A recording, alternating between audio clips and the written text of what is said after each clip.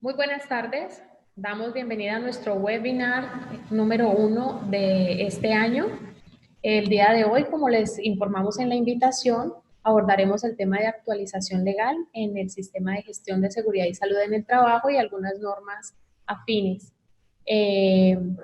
Para el buen desarrollo de la actividad, los invitamos a que por favor pongan en silencio sus micrófonos. Vamos a atender sus inquietudes mediante el chat, las cuales serán resueltas al final de la ponencia. Entonces, vamos a dar inicio. Les voy a pedir que por favor esperemos unos 2 minuticos más para hacer un solo inicio para todos. Y en breve estaremos entonces con Efren Darío. Gracias, Efren, por acompañarnos. Con mucho gusto. Bueno, buenas tardes. El día de hoy vamos a ver cuáles son las normas que han salido en el año 2018 y vamos a alcanzar a ver qué normas nuevas en el año 2019. Dentro de este ejercicio, pues, en un primer momento, vamos a recordar por qué esta actividad es importante, por qué tenemos que todas las empresas conocer la legislación y a partir de esto entender cómo la legislación va cambiando y las empresas tienen que ese dinamismo pues llevarlo a su día a día. En el año 2012, nuestro sistema de gestión de seguridad y salud en el trabajo nace como un sistema de gestión. Y surge la definición de qué es una matriz legal. Cuando hablamos de una matriz legal, pues estamos hablando de un documento que compila las normas que le aplican a cada empresa. Por eso es importante que las empresas personalicen la matriz legal, que las empresas tengan una matriz legal base que le puede dar la administradora de riesgos, se lo puede dar el corredor, el intermediario, o un asesor jurídico puede tener una matriz estándar, porque hay normas que le aplican a todas las empresas, pero hay normas que son especiales para ciertos sectores. Eso es parte de lo que tenemos que identificar en la matriz legal. Tener una matriz legal es una obligación conforme al decreto 1072, artículo 2.2.6.4.8. Toda empresa debe tener esa matriz legal y es uno de los documentos que debe conservar las empresas. Parte de la documentación que puede revisar un inspector de trabajo cuando hace énfasis o visitas con énfasis en riesgos laborales es que la matriz legal esté actualizada. Y esa actualización de esa matriz legal es la empresa la que define cómo funciona esa matriz legal. Es decir, no existe una norma que establezca qué debe contener una matriz. No existe una norma que le diga cuál es el contenido de una matriz legal. No existe una norma que diga, vea, es que la matriz tiene que decir en una casilla el año, en otra casilla qué tipo de norma es. No, no existe una norma que establezca eso de esa manera. Pero es necesario que la organización tenga una matriz que le permita fácilmente encontrar normas. Es necesario que la organización tenga una matriz que pueda manejar cualquiera de los funcionarios dentro de la organización que tengan responsabilidades en el sistema. Es necesario que la empresa tenga un procedimiento de cómo actualizar la matriz. Cuando hablamos que la empresa tenga un procedimiento de cómo actualizar la matriz, pues es un documento anexo en el cual la organización establece esa matriz legal, con qué periodicidad se revisa, qué fuentes utiliza para esa revisión, dónde consulta la nueva normatividad, quién es el responsable de esa nueva normatividad, incluirla dentro de la matriz. Y sobre todo, lo mencionaba ahora al principio, con qué periodicidad se hace. Esa periodicidad la define la empresa. No hay un marco legal que diga la matriz se tiene que actualizar cada 2 meses, cada mes, cada 3 meses, cada semestre. Ya como profesional, una recomendación es que se haga por lo menos cada 3 meses. Es una mera recomendación. Porque precisamente lo que vamos a ver ahora es que el dinamismo de la normatividad y la legislación colombiana pues nos está exigiendo cada vez estar muy pendiente de qué nos exige el sistema de seguridad y salud en el trabajo.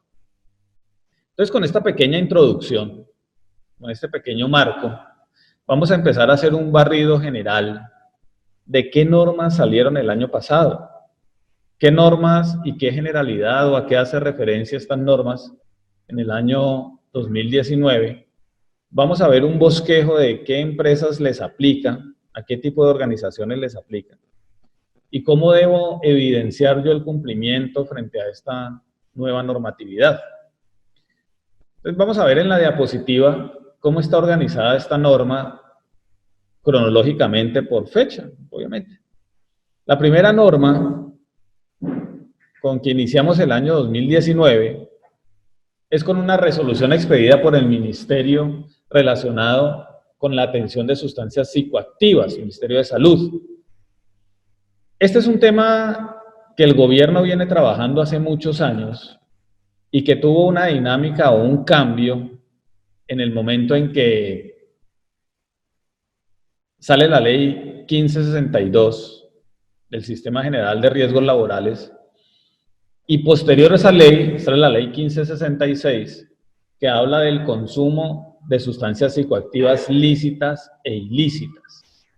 Y a partir de esa norma, de esa ley 1566 del año 2012, ya en Colombia adoptamos un término que es sustancias psicoactivas.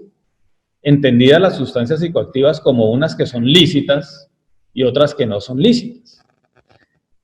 Y establece la obligación legal del Estado atender a las personas que tengan problemas de abuso y de adicción de sustancias psicoactivas, independientemente si son lícitas o ilícitas.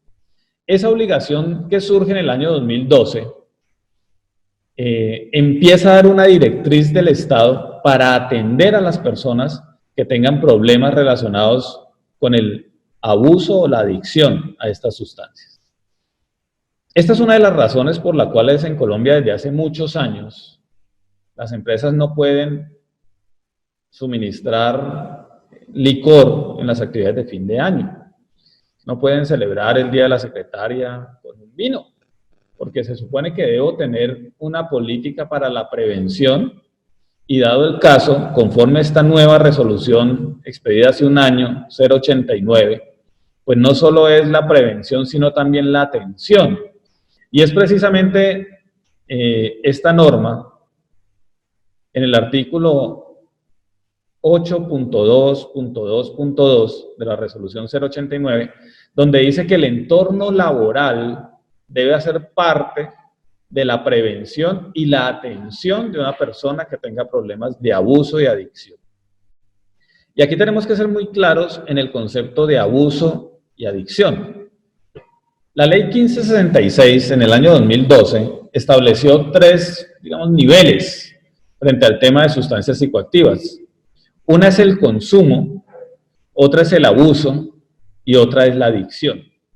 Y estableció la norma que el consumo no constituía enfermedad, sino que constituía enfermedad y se tenía que tratar como un enfermo cuando existía el abuso o la adicción frente a las sustancias psicoactivas. En ese momento es que las EPS, entidades de salud, y lo ha reiterado en diferentes normatividades a partir del año 2012, deben atender a las personas que tienen problemas de abuso de adicción. Pero esta resolución del año 2019 le dice, ojo empresa, si bien es cierto la EPS debe atender, usted debe hacer parte de una política integral que el Estado tiene relacionada con la prevención y la atención de sustancias psicoactivas. Y le dice, el entorno laboral tiene que estar preparado para recibir a las personas que tengan problemas de abuso y de adicción a sustancias psicoactivas. Entonces es importante, y esta resolución 089 es una de las normas que le aplica a todas las empresas que tengan trabajadores vinculados y debe estar incluida en todas las matrices legales de cualquier organización. ¿Cuál es la evidencia de cumplimiento? Esa misma ley que hablamos del año 2012 estableció la necesidad de las empresas tener un programa de prevención al consumo, abuso y adicción de esas sustancias psicoactivas. Entonces la empresa dentro de ese programa debe tener documentado, entre muchas otras cosas, qué hacer con esos trabajadores que tienen una patología ya, un diagnóstico de abuso de sustancias o de abuso o de adicción, para el proceso de reintegro laboral. Ese es el deber que yo debo tener para cumplir lo que me exige la resolución en el artículo 8.2.2.2. Aquí, devolviéndonos un poco al primer momento, es importante que las organizaciones entiendan que hay normas que debemos cumplir todas en su totalidad y otras normas que solo hay un deber específico en uno o algunos artículos. Esta resolución es uno de los artículos o es una de las normas que solamente exige en uno de los artículos evidencia de cumplimiento por parte de la empresa. Como segunda norma tenemos aquí en la presentación la resolución 1080 de marzo del año pasado. Esta resolución 1080 hace referencia a un elemento que puede constituir elemento de protección para algunas organizaciones, que son los cascos para motocicletas, cuatrimotos, motocarros y similares. ¿Por qué esta norma puede hacer parte del sistema de gestión de seguridad y salud en el trabajo? Lo primero que yo tengo que hacer como organización cuando hago una matriz legal o cuando vamos a actualizar una matriz legal es identificar qué riesgos tengo. Cuando yo identifico los riesgos, hay un riesgo que puede estar asociado al tránsito. Y el riesgo asociado a tránsito lo puede tener algún conductor de motocicleta, cuatrimoto o motocarro. En ese contexto, aquí vienen dos situaciones que se pueden dar. Entonces la organización tiene mensajeros que andan en moto, la organización tiene domiciliarios que andan en moto, pero que la moto no es de la organización. Frente a eso, la organización debe verificar el cumplimiento de la resolución como medida de protección en sus trabajadores. Pero si la organización tiene motos propias o tiene cualquiera de los vehículos que cita esta resolución, que deben tener o deben cumplir los cascos con unas características técnicas, ahí sí es la organización la responsable de entregar el elemento de protección personal para el uso del vehículo que es de la organización. Entonces, en estos casos en que la organización debe comprar el casco y verificar que el casco cumpla con todos los requisitos establecidos en esta resolución 1080. Esta resolución tiene una particularidad y es que dio un plazo para la intervención o para entrar en vigencia. El plazo es de 1 año. Es decir, que estamos a puertas de la exigencia legal del cumplimiento del requisito técnico de los cascos por parte de todos los que conducen cualquiera de los vehículos citados en la norma. Entonces, en ese orden de ideas, pues lo primero que tengo que identificar yo para evidenciar cumplimiento es en cuál de las dos condiciones estoy. ¿Tengo yo vehículos propios y debo dar el casco? ¿O mis trabajadores en el desarrollo de sus actividades utilizan la moto, utilizan motocicleta, cuatrimoto, motocarro? Y ahí en esas condiciones soy yo el que debo exigirle al trabajador que cumpla con la normatividad para el vehículo que él tiene y que coloca a disposición de la empresa. En el tercer numeral encontramos la resolución 312. Sobre esta resolución 312, pues la mayoría hemos tenido que ir aprendiendo sobre estos estándares, la exigencia de los estándares, pero aquí sobre esta resolución, pues podríamos dedicar 1 hora o más de 1 hora solamente a hablar de ella. ¿Qué es relevante que tengamos en cuenta frente a la resolución 312 expedida el año anterior? Esta resolución lo que estableció es qué estándares le voy a pedir a la organización dependiendo de las características del número de trabajadores y del nivel de riesgo.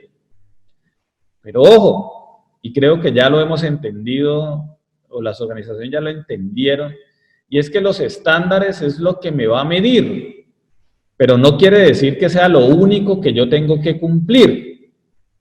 ¿Me explico? Dentro de esas condiciones, los estándares dijo, mire, hay empresas que son del sector agropecuario. Y esas empresas del sector agropecuario que tengan menos de 10 trabajadores, pues le voy a exigir 3 cosas nomás. Cuando dice que le voy a exigir 3 cosas, dentro de esos 3 elementos que va a exigir, no estableció la afiliación a la seguridad social.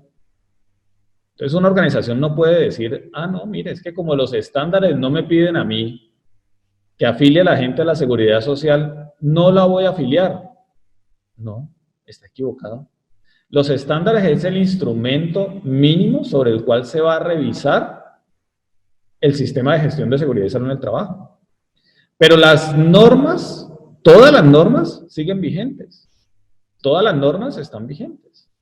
Entonces, si dentro de su organización no estableció la necesidad o no le van a evaluar el tema de afiliaciones, no quiere decir que no lo tenga que hacer. Tiene que tener las afiliaciones. Lo que pasa es que cuando van a revisarlo, pues no es uno de los ítems que van a calificar si está o no está. Eso es lo primero que tenemos que tener claro de los estándares. Lo primero que tenemos que tener claro de los estándares es que no quiere decir que solamente deba cumplir con esos estándares. Quiere decir que eso es lo que me van a chequear, pero lo demás igual lo debo cumplir. Es el primer ítem que tenemos que tener claro de esta resolución 312. En un segundo momento, es importante que tengamos en cuenta que desde la resolución anterior de estándares mínimos, la 1111, esta norma le dio una condición especial a los técnicos y tecnólogos para diseñar sistemas de gestión de empresas con pocos trabajadores y con nivel de riesgo que no sea alto. Aquí hay una situación interesante, y es que la resolución que establece el alcance de las licencias, por allá en el año también 2012, dijo, los técnicos y los tecnólogos no pueden diseñar sistemas de gestión. Pero la resolución 1111 dijo, venga, sí puede hacerlo. Y es 2 normas del mismo nivel, resoluciones, una expedida por el Ministerio de Salud y otra expedida por el Ministerio de Trabajo, que hablan de 2 condiciones diferentes para los técnicos y los tecnólogos. Hoy lo que tenemos vigente es lo establecido en la resolución 312, donde los técnicos y los tecnólogos pueden diseñar sistemas de gestión de empresas de menos de 10 trabajadores y que tengan nivel de riesgo 1, 2 y 3. Y eso es uno de los elementos importantes definidos en la resolución 312, que hace parte hoy del campo de acción de los perfiles ocupacionales o los perfiles profesionales de los técnicos o tecnólogos. Ya si es un acierto o si es un riesgo, pues es la norma. Y es una puerta que le está abriendo a los que tengan esta formación académica. En tercer momento, esos estándares mínimos establecen la obligación de verificar el cumplimiento de esos estándares de los terceros contratistas. Aquí, parte de lo que está haciendo el gobierno con todas estas normas, pues, y es una realidad, que no tenemos, no sabemos, no hay cómo controlar todas las empresas que existen. No hay cómo dejar o evidenciar que todos las empresas estén cumpliendo. Desde la resolución 1111 y lo ratifica la 312, le dice, oiga señor contratante, usted es responsable de verificar, primero, que la empresa tenga los estándares mínimos implementados. Usted tiene que tener evidencia de que la empresa contratista aplicó los estándares mínimos en la organización. Y tiene que verificar quien lo asesore o lo acompañe en ese sistema de gestión de seguridad y salud en el trabajo. Recordemos que no es obligatorio que la empresa tenga vinculada de manera laboral a una persona para liderar el sistema de gestión de seguridad y salud en el trabajo, para diseñar el sistema de gestión. Pero sí tiene que tener vinculado un responsable de la ejecución del sistema. Entonces esta norma le dice, mire, contratante, verifique, primero, que tiene los estándares mínimos su contratista, y segundo, que tiene un profesional o especialista, y excepcionalmente un técnico, un tecnólogo, que le diseñó el sistema de gestión de seguridad y salud en el trabajo. Y el tercer requisito es exigirle a ese tercero que diseñó el sistema de gestión de seguridad y salud en el trabajo el curso de 50 horas. el curso virtual de 50 horas. Entonces, frente al tema de contratistas y de terceros, pues esta norma le dice, usted es responsable de verificar que su tercero, que labora dentro de su espacio que usted administra, pues cumpla con el sistema, tenga una persona conforme al perfil que le haya diseñado el sistema y que esa persona cumpla con el curso de 50 horas. En ese contexto, dentro de los aspectos más relevantes de esos estándares mínimos, pues tenemos que tener en cuenta que ya la exigencia de cumplir con el 100% está vigente. Me explico. La norma habla que lo que se evalúa ahí es lo mínimo que tiene que tener toda organización. Lo mínimo que debe tener toda organización. Es decir, que todas las empresas hoy tendrían que tener el 100% del cumplimiento de los estándares establecidos en la resolución 312. Y eso es parte de lo que hoy puede revisar un inspector de trabajo, que usted esté cumpliendo con lo mínimo del sistema de gestión, y lo mínimo es lo que establece esta resolución. Vamos a ver que más adelante esta norma me habla de algo de telemedicina y telesalud, que fue reglamentado posteriormente el año pasado, en el mes de octubre. Vamos a dejarlo ahí en stand-by. Esta norma es una norma muy compleja, es una norma muy densa, pero simplemente he querido puntualizar en algunos aspectos que son relevantes dentro de cualquier organización. Esta resolución 312 le aplica a todas las empresas, al igual que el numeral primero de la diapositiva que están ustedes viendo, que es la resolución 089. Todas las empresas tienen que tener incluida en su matriz legal la resolución 312, y la evidencia de cumplimiento pues es la evaluación de los estándares firmada por el representante legal de la empresa y firmada por el responsable de la ejecución del sistema. Pasemos al numeral cuarto, que es la resolución 1572, que me habla de la instalación y uso de cintas retroreflectivas y otras disposiciones a nivel de tránsito. Esta norma, pues, es la secuela de varias normas anteriores. ¿Y a qué empresas le aplican? A las empresas que tengan vehículos propios, vehículos que utilicen para transporte de maquinaria o productos, y establece la instalación de unas cintas retroreflectivas en ciertos lugares y espacios dependiendo del tipo de vehículo. Esta norma es una norma que claramente pues, aplica al sector de transporte, y sería una norma que yo entraría como tercero a verificar en el cumplimiento de mis terceros contratistas. Es una norma técnica con un anexo técnico, donde está claramente estipulado los términos de las cintas, la instalación de ellas, los lugares y los tipos de vehículo que deben tener. Esto realmente hace parte de todo un proceso que está haciendo nuestro país para evitar accidentes de tránsito. Y los que tenemos la oportunidad de transitar en carreteras y a veces nos coge la noche, vemos la utilidad realmente de este tipo de cintas en los vehículos de carga. Como numeral quinto está la ley 1968 del 11 de julio. ¿Por qué esta norma es relacionada o es importante tenerla en el tema de riesgos laborales? Porque esta ley fue la que estableció, por fin después de muchos intentos, que a partir del año 2021 en Colombia está prohibido el uso de asbesto.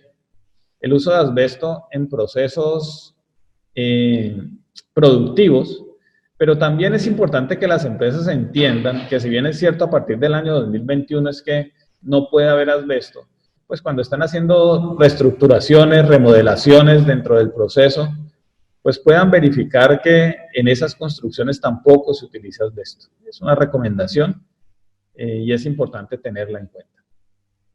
La resolución 1872 que tenemos como numeral sexto crea el sistema de residencias médicas. Esta es una norma especializada para el sector salud.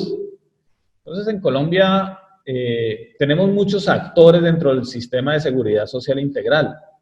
Dentro de esos actores tenemos los estudiantes, dentro de esos actores tenemos los pensionados, tenemos los trabajadores, las empresas, los independientes. Pero aquí también se está reglamentando lo relacionado con el sistema de residencias médicas. ¿A quién le aplica esta norma? Le aplica a las empresas del sector salud que tienen residentes médicos prestando servicios. Las residencias médicas, pues, hacen parte de los procesos de formación de los médicos, y aquí lo que se está reglamentando es cómo va a funcionar esto, y hace parte del sistema de gestión de ese sector. En el numeral 7 nos encontramos con la resolución 2404. Esta resolución 2404 habla de los referentes técnicos mínimos para la identificación, evaluación y monitoreo de los factores de riesgo psicosocial. Entonces, esto va de la mano con un proceso que empezó Colombia hace muchos años, por allá en el año 2008, con la resolución 2646, donde estableció la obligación del empleador de identificar, evaluar y monitorear el riesgo psicosocial. Esta norma, ¿qué es lo que establece? La metodología, o actualiza los referentes técnicos, o la metodología técnica de cómo hacer esa evaluación de riesgo psicosocial. Esta norma, pues es una norma que debe estar también en todas las matrices legales, porque todas las empresas tienen la obligación de evaluar su factor de riesgo psicosocial. Establece una periodicidad para hacer ese proceso y establece los lineamientos técnicos para hacerlo. Vamos a entrar en un tema muy relevante para las organizaciones, que es la circular 049 del 1 de agosto del año 2019. Y partamos de un principio, y es que esta norma no establece ningún deber para las empresas desde el punto de vista legal. Esta norma no está dirigida a las empresas. Esta norma, esta circular no está dirigida a los empleadores. Esta circular está dirigida a las direcciones territoriales del Ministerio de Trabajo. Esta circular que expide la ministra de Trabajo, ya saliente, el 1 de agosto, lo que le dice a las direcciones territoriales es: mire, señores, esta es la forma, este es el procedimiento, esto es lo que ustedes tienen que revisar al momento de autorizar la terminación de una relación laboral cuando el trabajador tiene una condición de discapacidad o cuando tiene una condición de debilidad manifiesta. Esta circular es muy importante que todas las organizaciones las conozcan, porque esta circular está permitiendo en la práctica que yo pueda ir al ministerio, solicitar la autorización de terminación del contrato, cumpliendo los requisitos que establece la circular que deben revisar los inspectores de trabajo. ¿Qué quiere decir esto? Lo primero que yo tengo que tener claro es que el inspector de trabajo, dentro del punto de vista jurídico, no decreta derechos, no determina derechos. Él simplemente establece si hay o si se está agotando el debido proceso para usted terminar el contrato. Si usted lo está haciendo de la debida manera. Ese deber de probarlo y demostrarlo, pues requiere un paso a paso por parte de la organización, que es un proceso ya reglamentado por los jueces de cómo debe hacerse un debido proceso. Es un proceso que requiere que la organización al interior tenga claramente establecido el proceso sancionatorio. Este tema de los fueros de estabilidad es un tema recurrente en las empresas. Es un tema que requiere mucha más profundización. Muy seguramente en este primer semestre, a través de SAFE, vamos a hacer un evento para hablar solamente del tema de fueros y solamente del tema de estabilidad laboral ocupacional. Estabilidad ocupacional reforzada. Es un evento que estamos organizando y que muy seguramente le estaremos informando la fecha y los tiempos, porque este tipo de aspectos a nivel laboral es un tema reincidente en las consultas en las organizaciones. Ese trabajador no lo puedo sacar, ¿no? Espera un momentico, ya hay una luz, y esa circular 049 es una luz. Es importante, no es necesario que esté en la matriz legal, pero es importante que la empresa conozca esa circular. Por experiencia ya hemos encontrado, hemos logrado que el ministerio, aplicando esa circular, nos autorice la terminación de contrato. El año pasado logramos un récord, nunca habíamos logrado en un mismo año tantas autorizaciones, y logramos varias autorizaciones en la Dirección Territorial del Valle, cumpliendo los requisitos y demostrando. También nos negaron porque no teníamos algunos requisitos y también nos lo negaron. Por eso es muy importante conocer qué es lo que determina la norma, qué es lo que yo debo aportar, cuáles son las 3 causales que establece nuestro ordenamiento jurídico que debo ir a demostrarle al ministerio para poder que me autorice la terminación del contrato. ¿Cuál es el paso a paso que debo hacer?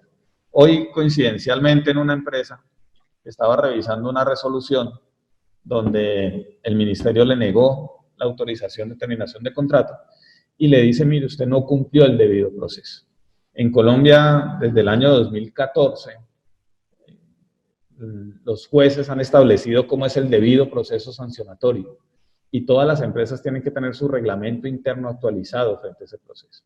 Entonces, la invitación es a que leamos esa circular, a que reconozcamos que ya tenemos una luz frente a ese tema y es importante socializarlo con ciertas esferas de la organización para que entendamos que se pueden hacer cosas con esos trabajadores que a veces abusan del derecho. Y es una norma que también salió en el año 2018 de abusos del derecho. Avanzando en nuestro cronograma, nos encontramos ya en agosto con el decreto 1465 que reglamenta los desfibriladores externos automáticos. Este tema es un tema interesante porque, si bien es cierto, este decreto es un decreto que reglamenta una ley, la ley establece quiénes tienen la obligación de tener esos desfibriladores externos automáticos. Es decir, la ley establece quiénes son los que deben tener obligatoriamente desfibriladores externos automáticos. Entre ellos están los colegios, las universidades, los aeropuertos, las estaciones de transporte masivo, los centros comerciales. Deben tener un desfibrilador externo automático. Y eso implica tener personal capacitado para utilizar este tipo de equipos. Entonces, esta norma es una norma que no le aplica a todas las empresas, que le aplica solamente a ciertas empresas. Ahí hay que tener muy en cuenta el tema de los centros comerciales, incluso habla de las canchas sintéticas de fútbol, y establece los espacios con gran afluencia de público. Vamos a ver que más adelante se reglamenta que, o mejor dicho, establece que cada municipio debe determinar qué es gran afluencia de público. Cada municipio debe definir cuáles son los eventos que tienen gran afluencia de público. En el numeral 10 nos encontramos la resolución 2389 del 2 de septiembre del año pasado, y esta norma hace referencia al sistema transaccional en riesgos laborales. Esta palabra, que no es una palabra nueva en nuestro sistema de seguridad social integral, viene desde el año 2016 aplicándose primero en el Sistema General de Salud y después en el Sistema General, hoy en el Sistema General de Riesgos Laborales. Esta norma debe estar en todas las matrices legales, porque esta le aplica a todas las empresas. ¿Y cuál es la evidencia de cumplimiento? La afiliación al sistema de riesgos laborales. Hoy yo tengo que hacer afiliación no solo de mis trabajadores, tengo que hacer afiliación de mis trabajadores, sino que hay otros agentes o otros actores del sistema de riesgos laborales que también tengo que afiliar, como por ejemplo, los estudiantes que hacen práctica en mi empresa como requisito de grado y que estén expuestos a riesgo ocupacional. Esos estudiantes tengo que afiliarlos al sistema. Lo que busca esto es, estamos en Colombia en un proceso de poder sistematizar todo el tema de seguridad social integral, donde yo pueda consultar en una base de datos si el trabajador está afiliado, qué PS tiene, qué ARL tiene, qué fondo de pensiones tiene, incluso qué caja de compensación, si ya está pensionado, si no está pensionado. Y ese es el proceso transaccional que está haciendo el gobierno con diferentes actores. Y aquí el deber es afiliar y afiliar correctamente. Entonces afilio a mis trabajadores, lo tengo claro, afilio a los estudiantes que hacen práctica en mi empresa, afilio al pensionado que labora conmigo. Ojo, porque afilio al independiente prestador de servicio con el cual tenga un contrato y ese contrato dure más de un mes. Una de las fallas más reincidentes en las organizaciones es que las organizaciones no han identificado la necesidad, no han identificado el deber, la obligación jurídica de afiliar a los prestadores de servicio, persona natural, con los cuales tenga contrato y que ese contrato dure más de un mes. Esos prestadores de servicio tienen que ser afiliados por el contratante. No estoy hablando del pago, estoy hablando de la afiliación. Esa obligación quedó consagrada en el año 2013, en el decreto 723, que fue compilado en el decreto único reglamentario 1072 del año 2015. Entonces, el sistema transaccional lo que me está exigiendo a mí como empresa, empleador, y me está exigiendo a mí como contratante, es que afilie y afilie correctamente a las personas al sistema de riesgos laborales. Debe estar en todas, absolutamente todas las matrices legales. Resolución 2654, numeral 11, que estamos viendo en la diapositiva. Telesalud y parámetros para la práctica de telemedicina.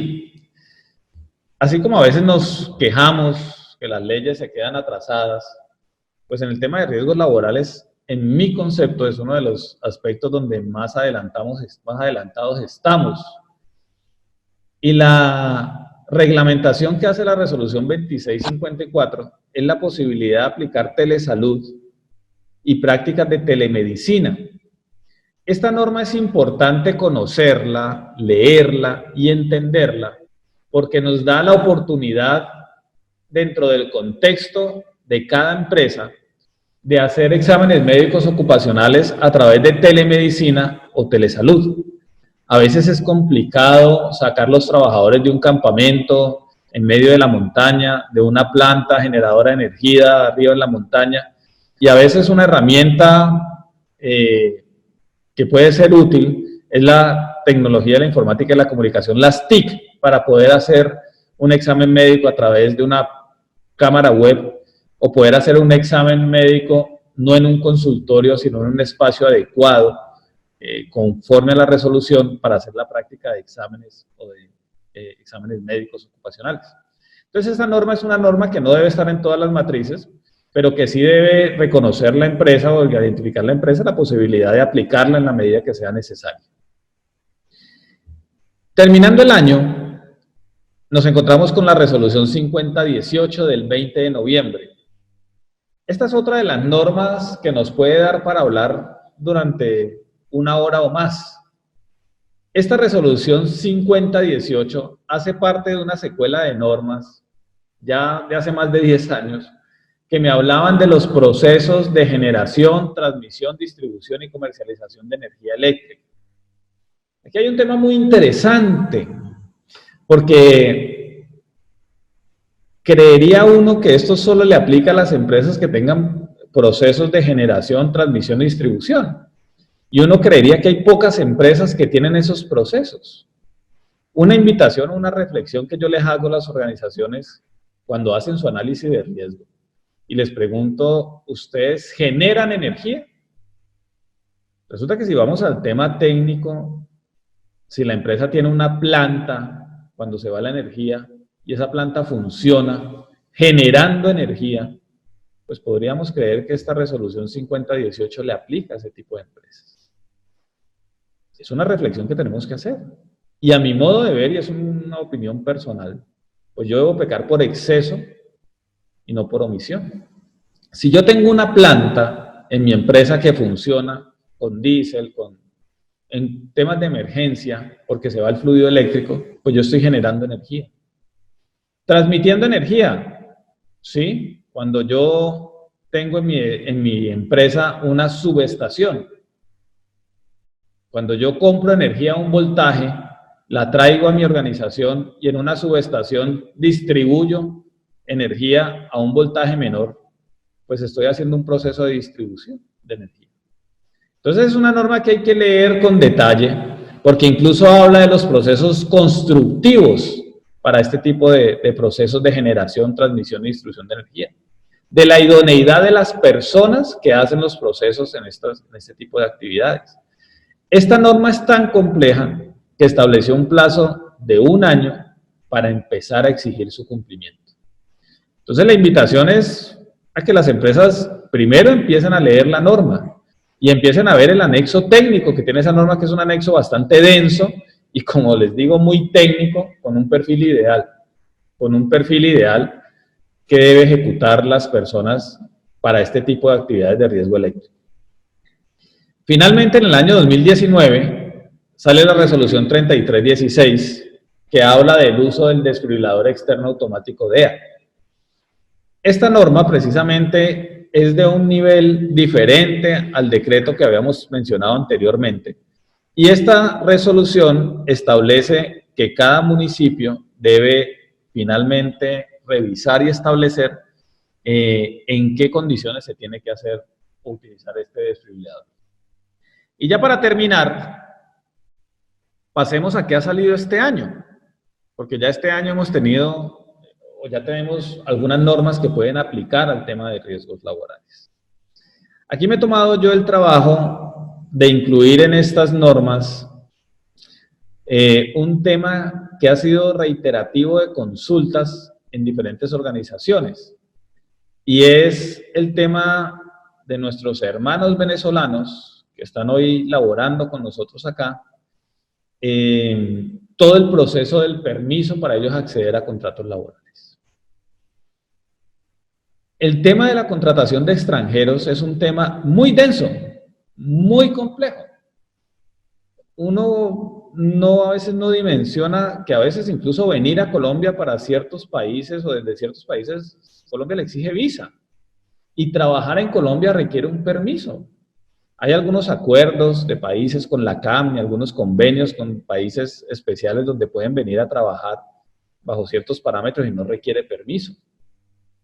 Pero con los venezolanos está pasando algo muy delicado, y es que por el gran volumen de migración, pues tenemos muchos venezolanos, y el gobierno reglamentó hoy cómo los venezolanos pueden acceder a contratos laborales. ¿Qué tiene que tener? Y es un permiso especial para trabajar.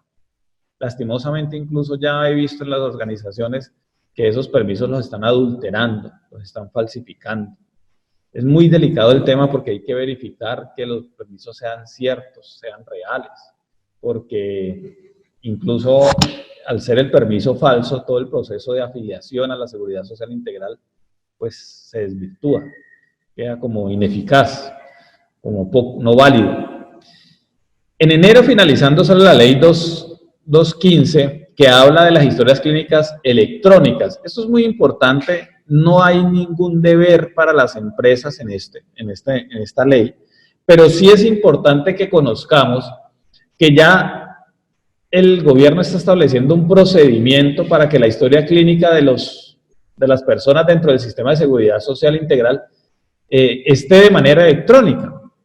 Hoy uno de los problemas que tenemos es que vamos a hacer un proceso de cobro de incapacidades y la incapacidad la expide una entidad y la EPS dice, mire, pero esa entidad no la tengo aquí dentro de la red, tráigame la historia clínica, pero la historia clínica es confidencial. Pues esta ley lo que busca es, dentro de un plazo establecido en la norma, que todos los procesos estén, o todas las historias clínicas estén de manera electrónica.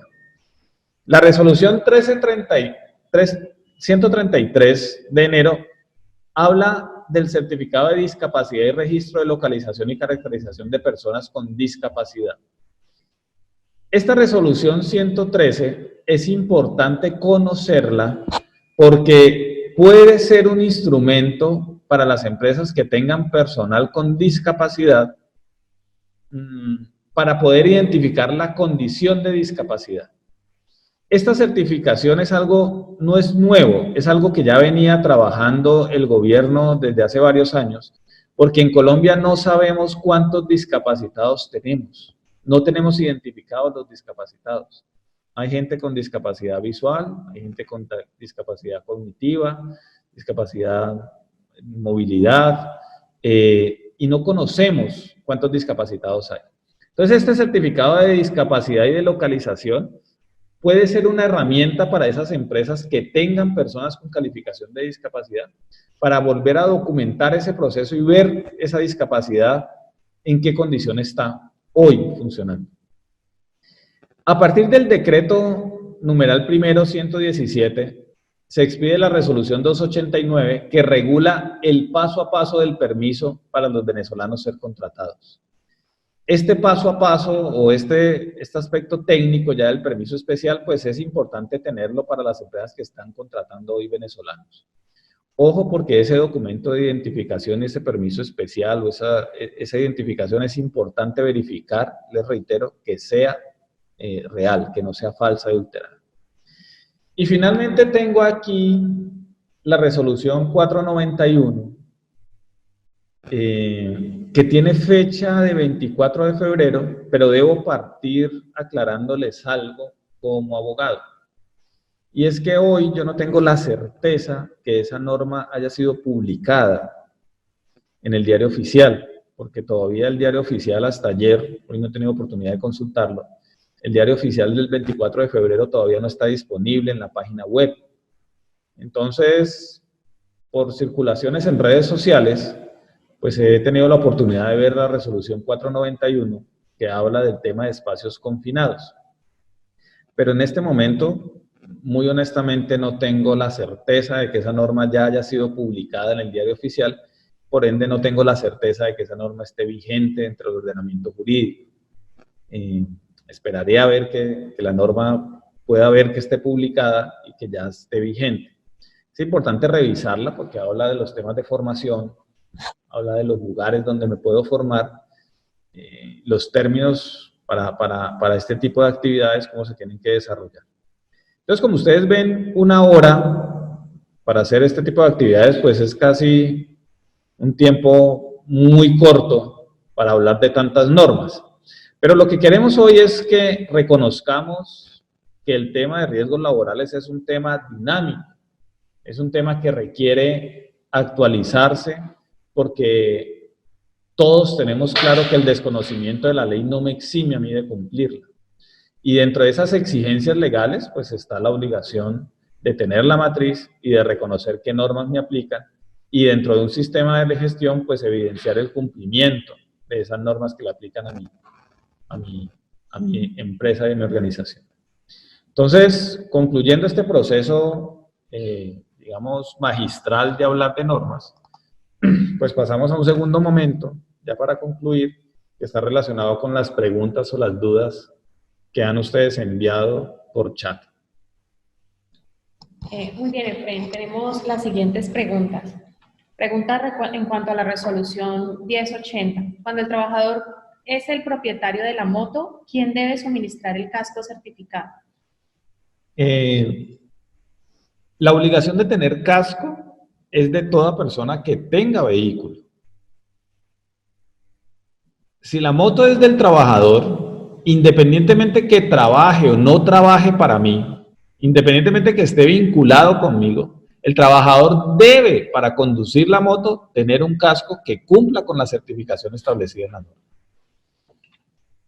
En ese orden de ideas, pues no reposa la responsabilidad mía en darle ese casco, sino en exigirle que lo tenga y exigirle que lo use mientras esté usando la moto, así esté al servicio de la empresa o cuando no esté al servicio de la empresa, porque el deber legal trasciende del vínculo laboral.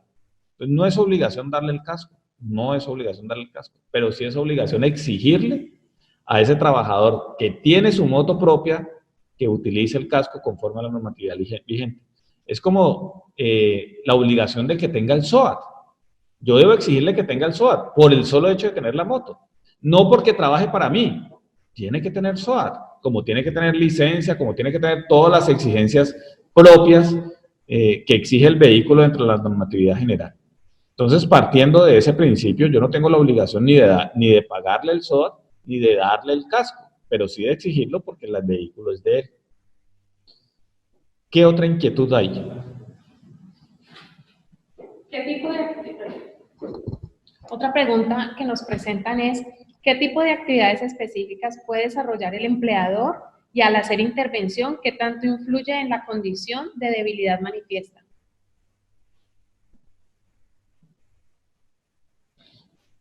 A ver, Yo me ¿qué imagino que se actividades? refiere al tema del debido proceso. A ver cómo damos respuesta a esto. ¿Qué actividades puede desarrollar el empleador? ¿Qué actividades puede desarrollar el empleador con un trabajador que tiene una condición de debilidad manifiesta? Lo primero que tenemos que entender es que un trabajador que tiene una condición de debilidad manifiesta tiene que cumplir con todos los deberes de la organización. Eso es lo primero que tenemos que entender. Que la condición de salud, cuando hablamos de la condición de salud, por allá en el año 2017 una sentencia estableció que cuando haya una condición que dificulta o impida sustancialmente el desarrollo de sus actividades, es que hablamos de un trabajador con un fuero de estabilidad ocupacional reforzada. Entonces, ¿qué debe hacer la organización? Lo primero es que la organización tiene que tener claro, informarle al trabajador cuáles son sus deberes. Hace muchos años, por ejemplo, me tocó a mí un caso de un trabajador que tuvo un problema de movilidad, producto de un evento, quedó con una pierna más corta que la otra. Cuando se hace el proceso de reintegro del trabajador y se le hace el acta de reintegro con sus deberes, sus obligaciones, sus restricciones, el trabajador me dice, doctor, ¿y a qué horas entro yo a trabajar? Pues a las 8, como todo el mundo. Pero doctor, es que yo camino más despacio, la movilidad mía es más compleja. Pues madrugue más, porque el deber suyo es cumplir con todo lo que establece la norma frente al horario. Estos trabajadores tienen unas restricciones, pero unas restricciones no que da la empresa, sino que da el médico ocupacional que la empresa contrate para hacer los exámenes, para validar los exámenes o las recomendaciones que emite la entidad.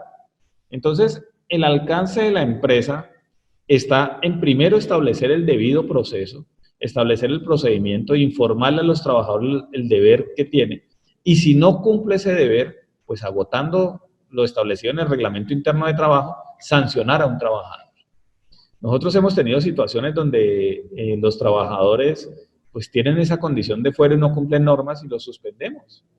La ley me permite a mí suspender por primera vez 8 días y por segunda vez hasta 60 días.